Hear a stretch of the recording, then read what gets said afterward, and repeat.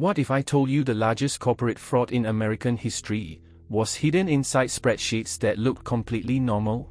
No guns, no masks, just numbers and a lie so big, it took down a Fortune 500 giant in 24 days. Back in 2001, in Houston, Texas, something happened that would change corporate America forever. It began as a triumph of deregulation and Wall Street swagger. Enron, once a regional pipeline company, had reinvented itself as a fast-moving energy trader, and Wall Street loved it. Executives preached a new gospel: asset-light businesses, bold trading strategies, and profits that appeared instantly on paper, long before a single dollar ever changed hands. By early 2001, Enron stock sat near its all-time peak. Executives cashed in. Investors felt invincible. But underneath the glossy presentations, something else was growing: a deliberate, sustained system of deception. This wasn't one bad decision. It was corporate sleight of hand, engineered at the top. CEO Jeffrey Skilling and CFO Andrew Fastow built a network of off-balance sheet partnerships designed to do one thing: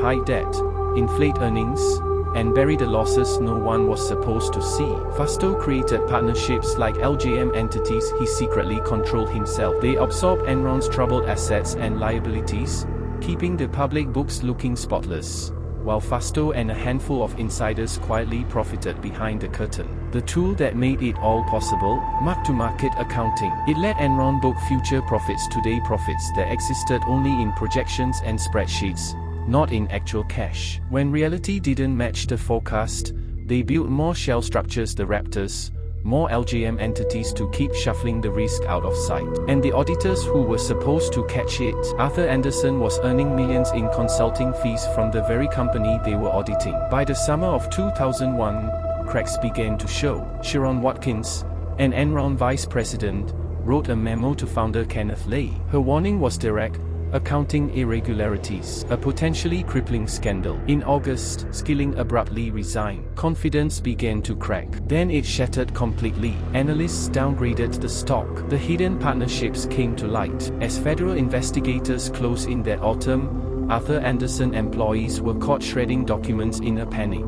On December 2, 2001, Enron filed for bankruptcy. At the time, the largest corporate collapse in US history. Thousands of employees didn't just lose their jobs. They lost their retirement savings, their pensions, wiped out almost overnight because they'd been invested in the very company that had been lying to them. The reckoning was brutal. Andrew Fastow pleaded guilty in 2004 and served 6 years. Jeffrey Skilling was convicted in 2006 on multiple counts of fraud. His sentence later reduced.